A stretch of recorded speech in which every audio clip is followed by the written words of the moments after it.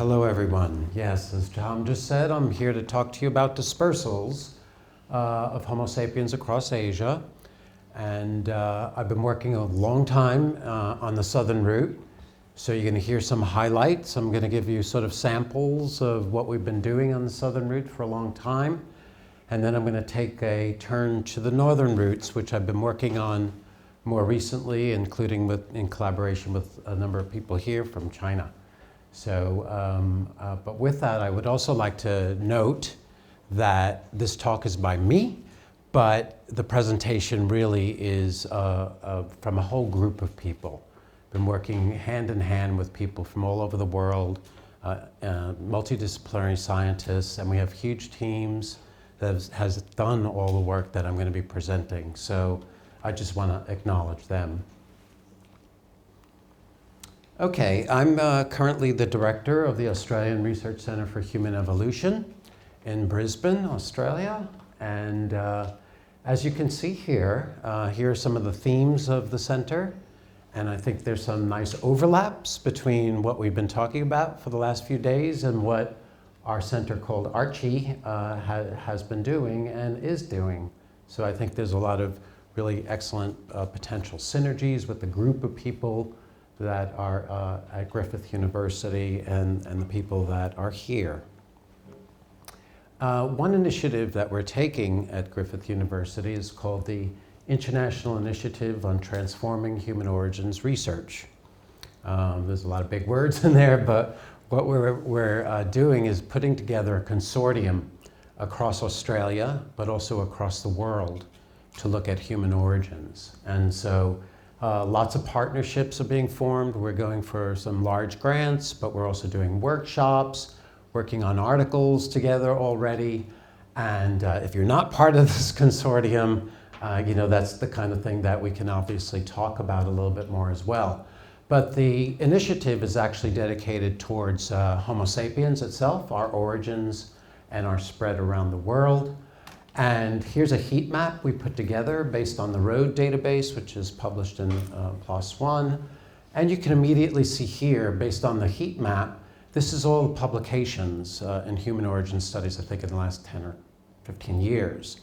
And you can see the bias in the map and the data sets that we may all use for our presentations. In terms of if you want to look at fossils and archaeology, look at that bias. Obviously, things are always weighed towards Europe, and they continue to be. So this is a problem. You can also see that there's a lot of effort on the East African Rift, as well as the southern parts, the margins of South Africa. This is a problem. This is not covering all of Africa, obviously. And you look at Asia, you know, Java has a lot of work there being done over the years. Wonderful place. These are all wonderful places. It's just that we have a bias in human evolutionary studies, and we've got to rectify that, and this is what this initiative is all about. And in doing so, and covering all those gaps that you see there, one of the things we obviously need to do is to be working together much more than we had traditionally been doing it. And so this initiative is all about getting people together, Western scientists, Global South scholars, as well as indigenous people that live in some of these places. So the initiative has all of these kinds of things that we've been trying to promote of late. And this has not been around very long. So this is the last year that we've been working on this. So it's brand new, and I'm hoping that it'll continue far into the future. I just wanted to say a few things about, you know, my personal research, so that you knew me a little bit more, and I really enjoy the conversations I've had, and I want a lot more of them in the next couple of days. But I am an archaeologist. I like going out there and doing projects, and part of what I do is obviously work on those archaeological sites, but we've been collecting environmental data for a long time in the places that I work. And obviously what's behind this is looking at environmental variability, hominins, adaptations, changes through times in our behavior. I'm also really interested in the question of dispersals, and I've been dedicating a lot of time and effort to that. Like I said, I've mostly been working in the southern latitudes of Asia, out of Africa questions, but have taken a turn to the north as well. So, and looking at these different latitudes is obviously really interesting when you're going out there doing the archaeology, collecting that primary data, and then what are we learning, what is new about what we're learning in some of these areas that have been gaps in the world.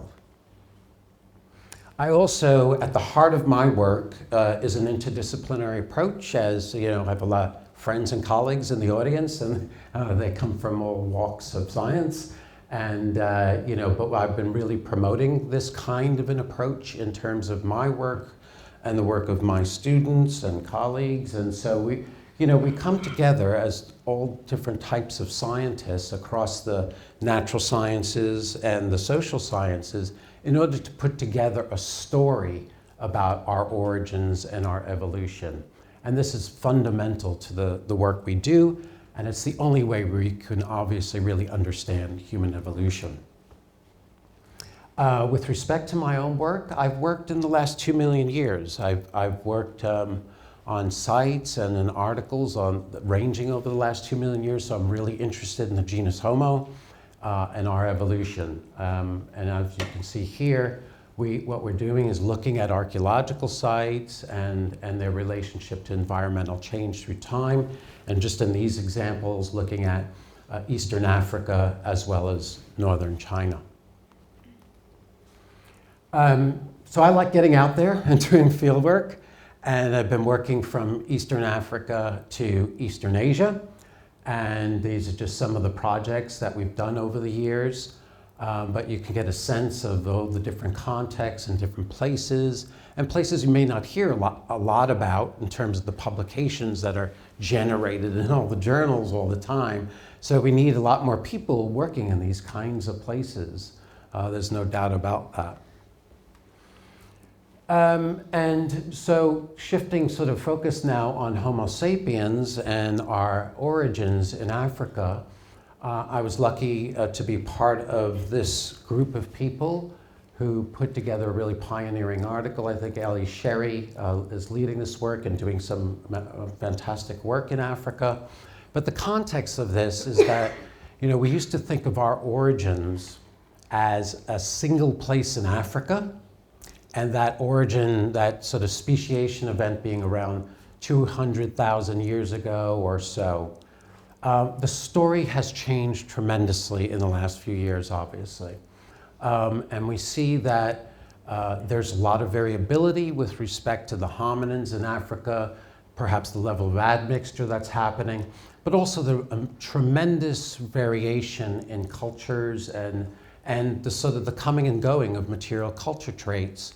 And these are thought to be really closely aligned with environmental variability, ecological variability across Africa, and changes in them. So sometimes populations are very much connected, and sometimes they're isolated, and that leads to a lot of heterogeneity and variation. And this is the story, the reality, the story, rather than that simple story we used to tell about Africa. The Out of Africa story has also changed a lot. Obviously, the early debates were about multi-regionalism and Out of Africa won in a sense. But obviously there's been a lot of change in that Out of Africa story over the years. And when you sort of look at the fossils now and the dating of them, we even see that there are overlaps between Homo sapiens and archaic species, or closely related species. And we've heard about Denisovans, we've heard about Neanderthals. And so if you think that Out of Africa is perhaps earlier than 60,000 years ago, which is the number we always use from a genetic coalescence age, then there were obviously a lot of opportunities for admixture and interbreeding when humans were moving out of Africa. And so mapping the sites, the fossils, and the archaeology, we actually see that there were probably multiple opportunities for Homo sapiens to disperse out of Africa, right? Not just 60,000 years ago and after. And so this has sort of changed the picture of our own evolution and how we migrated out of Africa. We also see big changes in this story, because the story used to be that the migration was around 60,000 years ago or so, but that it was also a rapid movement out of Africa and probably coastal. But in fact, the weight of the evidence is quite the opposite. When you actually map archaeological sites across these regions, you will see, just like the example I put up here, most sites, if not almost all sites, are inland. They're inland, they're terrestrial, and they're all along rivers and lake systems. In fact, right now we don't have a single good coastal site on the entire Indian Ocean rim, if you ask me. So this emphasis on the coast for so long, coastal dispersals may have happened, but I would say it wasn't the predominant way in which migrations actually occurred. Now, what's interesting to consider, of course, is that if migrations are earlier than 60,000 years ago, and some of them I think are, I know they are, they're going to correlate not with the Upper Paleolithic, but with the Middle Paleolithic. So Middle Stone Age populations in Africa, that's the source, right? And so if there are migrations early on, and we know some of those migrations now out of Africa, at least 200,000 years old, it's going to correspond to the Middle Paleolithic. And for a long time, I've been arguing that the Middle Paleolithic is the signpost of out of Africa, not the Upper Paleolithic. In fact, when we looked for the Upper Paleolithic in the places that I work, in the southern latitudes, we couldn't find it oftentimes. And it was only the Middle Paleolithic, and the Middle Paleolithic dated from at least 200,000 years ago to 30,000 years ago in some of these places. So there was no Upper Paleolithic. So this is the signpost of what dispersals would have looked like. And this brings me to sort of how I got into looking at Homo sapiens and dispersals. The Toba volcanic supereruption was the largest volcanic eruption in the last 2 million years. So it was quite a dramatic event, no doubt about it. And this ash from Toba, the Toba caldera, actually landed all across the Indian Ocean rim and across the Indian subcontinent. And we happen to be working in the Indian subcontinent. And we found this ash in one of our field seasons.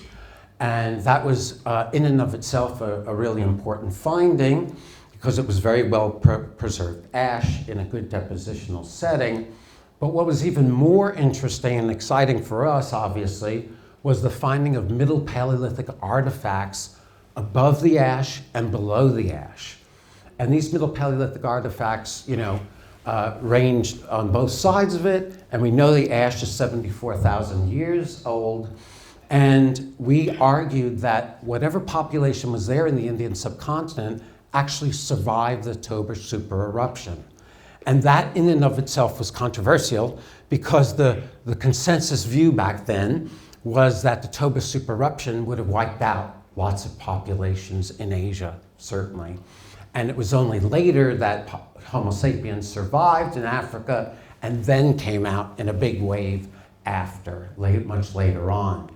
But we argued that our Middle Paleolithic artifacts were actually very similar to those in sub-Saharan Africa, more similar to those than to anything else that the Neanderthals, for instance, were using. So this is in fact some really important work that Chris Clarkson had initiated. It was the first quantitative assessment of Middle Paleolithic technologies sort of worldwide. And Chris made the argument in our science article that if our artifacts in India previous to Toba and post-Toba were Middle Paleolithic, then Homo sapiens, in fact, was there, and they were surviving the Toba supereruption.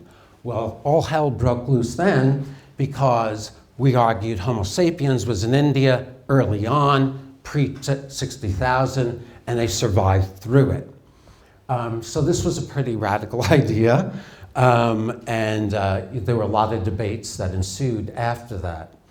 And just for interest, I think, especially considering this, this audience, we have the ash, but we also have it really well stratified.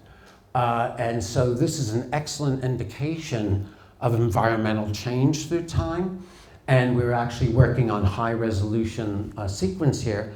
But what's so interesting about this sort of isotopic work that we originally did was that the environments and the ecosystems were not sort of catastrophically changed. They changed, but they didn't change in any dramatic way that all the adherents of the Toba supereruption as a cataclysmic event would have wanted it to look like. So we actually argued for a much more subtle environmental effect, and therefore populations could adapt and survive to these conditions. So I've also been working in the Sahara Arabian physiogeographic zone, and this has been really quite interesting. And of course, we hypothesized that strong environmental variability has a big effect on demography, right? So during pluvials, we expect expansion of populations, and during sort of glacials, we expect those populations to contract or even abandon regions or perhaps even go extinct. So behind some of the work that we've been sort of initiating in the Levant and Arabia stands this kind of hypothesis. And the work in that region where we've been working, especially in Arabia, started with climate models and looking at things retroactively. We worked with 3 different modeling groups, and this is just an example of one of their products, and this is the last interglacial, stage 5E, where you'd see a greening, obviously, of Arabia as well as the Sahara. But we've also initiated remote sensing work, so satellite imagery, for example, and through that work we have actually seen whole networks of rivers across these landscapes. These are just the major rivers of Arabia, never mind the secondary and tertiary systems. And we also have up to 10,000 paleolakes in Arabia that can be counted through satellite imagery. So obviously a very different place than we're used to thinking about today. So we start with the climate models, we start with the remote sensing, and then we go out there and do the work. And this is some work that I've just recently gotten involved in, which is sort of continuing to proceed, which is really exciting because this is looking at the Jordan Rift Valley as a point of dispersal, perhaps northwards. And we just published this article recently where we argue Middle Paleolithic artifacts are dated to 85,000 years ago here, and it's a very well-watered system. So, and it makes a lot of sense in terms of MIS 5. We've also initiated new work where we have very well-watered areas before 85,000 years ago and after, which is really interesting because the systems don't seem to entirely switch off after stage 5 is done. So this is new work, it's not published yet, but this is the kind of thing we're looking at, the relationship between environments and dispersal opportunities. And most of my work has been in the Arabian Peninsula, and we're looking at the Sinai route as a key route out of Africa because you can basically walk across it. It's a land bridge. And you can see populations through this remote sensing work and paleohydrological modeling.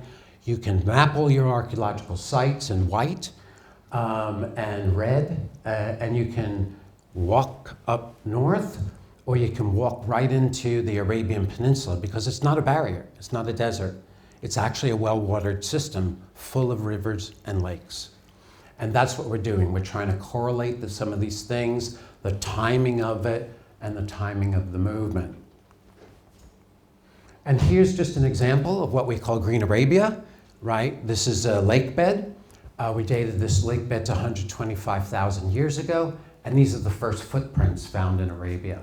And we published this just some years ago, and we make a long story short, we argued that this was Homo sapiens walking on this lake bed 125,000 years ago, pretty early, right? And coincident with School and Kafsa, so not particularly controversial in a sense. And we did argue this was Homo sapiens in the article, and that's because we did all sorts of work on footprints and all sorts of work on the anatomy of Neanderthals and Homo sapiens and other hominins. And we concluded these footprints were more characteristic of Homo sapiens than they were to any other species. So that's why we argued Homo sapiens was in Arabia not only 85,000 years ago, but 125,000 years ago. And lo and behold, for a long time we've been arguing our Middle Paleolithic sites are more coincident with Africa, the Middle Stone Age, than anywhere else. And that might have been produced by Homo sapiens. And then lo and behold, we found the first hominin fossil of Arabia. And in this article, we talk about that, this fossil being found on this lake bed. The fossil was directly dated. The lake was dated. Simon Armitage is here, and he did the luminescence dating. And this site is very exciting because we have an association, a direct association between the Middle Paleolithic and Homo sapiens in this 85,000-year-old site. These lakes are so exciting and interesting because they're full of other fossils of mammals, and you can imagine what life looked like. There were hippos in these lakes in central Saudi Arabia. That still kind of blows my mind, actually, but nevertheless, that's what we've got. And so I think you just saw this graphic a little bit earlier, and we've been making arguments about these pluvials through time, right? These Green Arabia events. And lo and behold, we find sites in every pluvial. There's not a problem to find sites in these pluvial periods. But what's so interesting about that from an evolutionary standpoint is that we've got changes in technology in every pluvial, right? And we can sort of look at that lithic change and see that variation through time. So we have late Acheulean, we have Middle Paleolithic, and different varieties of Middle Paleolithic. And one thing that we've been sort of finding much more frequently now in northern Saudi Arabia is that some of these toolkits do look like maybe they were produced by Neanderthals. And so we're leaving open the gate to, obviously, it could be Homo sapiens or Neanderthals in particular places.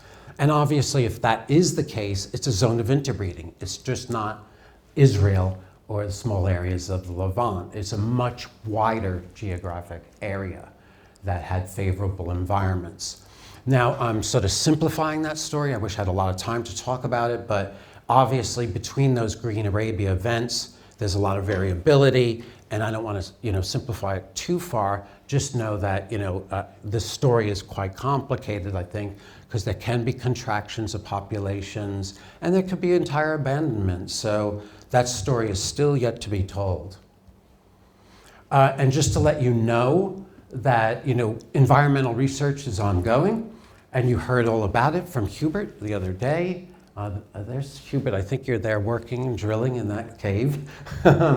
And, that's remarkable. I mean, I actually really, my ignorance, I thought these, speleothems would have been Holocene. And then, I get the email, well, they're 6 million. And then the next email, I think 8 million. And I was like, what? I could not believe it. The speleothem I have my hand on there is Miocene. Oh, right. Okay. Anyway, remarkable work. And there's plenty of this to do, right? We've gone back since. There's a lot more speleothems. And these caves are loaded, it turns out. Loaded. And they've never been dug. We dug the first one a couple years ago, put in one trench. We have Holocene in that. We dug another site recently, but now we have late Pleistocene. So, and it's loaded not only with archaeology, but it's loaded with DNA. And so we're finding mammalian DNA and human DNA as well. And this is going to change the story because we've been working on the lakes and the rivers, mostly the lakes, over the years, but now we're taking a turn to the hundreds of caves in the region. Okay, just moving east a little bit. This is the work of my PhD student, Mohammed, and just to let you know, we're sort of applying those hydrological models to the Iranian plateau as well. And amazing story also, full of rivers and lakes from a remote sensing standpoint, and we're making arguments about dispersal routes. The archaeology there is not very well dated. It's improving a little bit, but hardly any work has really been done from an overall perspective, and especially if you're going to compare it to other parts of the world, it's hardly dated.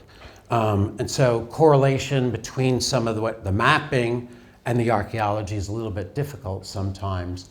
But nevertheless, we've made a start and we've mapped all the sites relative to these systems like we're doing in Arabia to eventually, hopefully, connect it all up. And this is just Muhammad's excavation. He got to excavate a site as part of his PhD work, and he identified the first IUP site of Iran. And we published this just very recently. And now there's another IUP site as well in Iran. And so this and the IUP, the initial Upper Paleolithic, is thought to be the signpost of Homo sapiens dispersing as well. We dated this site to 42,000 years ago, and all the sites in green are Upper Paleolithic, all the sites in red are Middle Paleolithic, and there's actually a gap. Right now, as far as we know, there seems to be a gap between them. But what you can see with these Upper Paleolithic sites is there seems to be a dispersal event happening at this particular period of time, where you get these technologies emerging after the Middle Paleolithic, which was around probably for a long period of time. I don't want to steal Leonardo's thunder here, but he's giving a talk specifically on this article that we all wrote. And this is an interesting question, right? You have that main dispersal event, and no one's denying a major wave of Homo sapiens at around 60,000 years ago or so. No one's denying that, but what we were saying is that there were probably multiple migrations, and we don't know to the degree to which some of those early populations survive in our genome. Maybe it's less than 2% or 1%, whatever, but nevertheless, those migrations definitely occurred. Now, the question is, on-the-ground data is difficult to prove when you're looking at that 60,000-year-old age range. And so there are now articles by Leonardo et al., as well as one in Arabia called the Arabian Standstill Model, which tries to account for the discrepancies we see between the genetic coalescence ages and our on-the-ground data. Okay, and there are discrepancies, and we can maybe talk about that. I don't have time at the moment. And we, one of the maps that we produced for this science article some years back was showing that there were a lot of sites pre-60,000 years ago, okay? And especially for some of the hominin fossil sites in East Asia that are present. And we know some of these are genuine, like at Tampa Ling, right? We have really good dates, and we have Homo sapiens there at an early age, back to at least 85,000 years ago. But some of these sites in China may genuinely be early Homo sapiens, but there's been a debate emerging, and this is really important when you're putting together data sets and thinking about this kind of stuff, debates emerging about the accuracy of the ages of some of these fossils. And this is just a cautionary note. Some of my Chinese colleagues are in the audience. Junyi is here. And this is a cautionary note where we had a fossil, a very famous fossil in China, that was either late Middle Pleistocene or late Pleistocene, dated several times. Well, it got redated in a really excellent way, directly dated, the sediments dated, 33,000 years old. Yeah, dramatic change in the way in which we view this well-known skeleton. All right, so just sort of very briefly heading north, so looking at some, give you a little bit of that Levantine story. We've worked somewhat in Central Asia, but not enough, so I didn't give you any of that. But we did try to start putting a model together, looking at dispersals across Northern Asia. And there has been a theory for some years about what's called the overland dispersal hypothesis, sort of trying to connect up the dots between the Altai, Lake Baikal, and then movements down through Mongolia into northern China, right? So these are some publications that have been put out there, some arguments, fine, and connecting up some of those archaeological sites.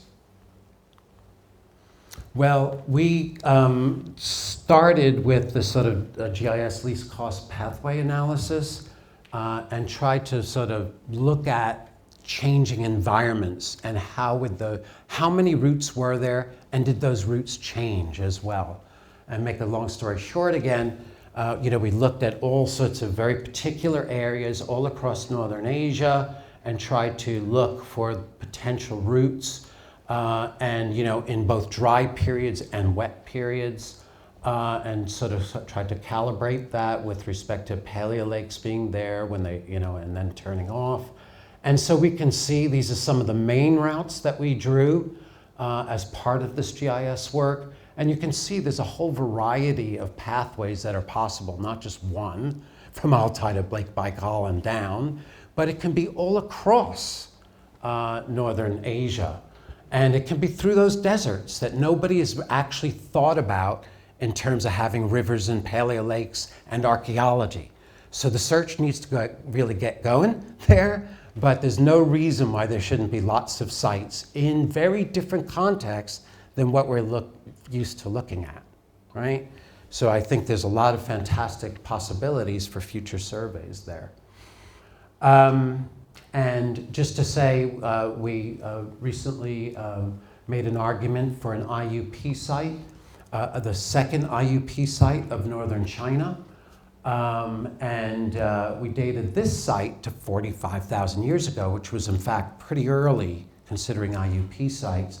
And so that also complicated the story of some of the younger sites in Mongolia. This was older now, so that direct arrow down from Mongolia to northern China doesn't necessarily hold, even just from a chronological perspective. So we've mapped these sites, the dates of them, and this is pretty far east and getting sort of down south as well.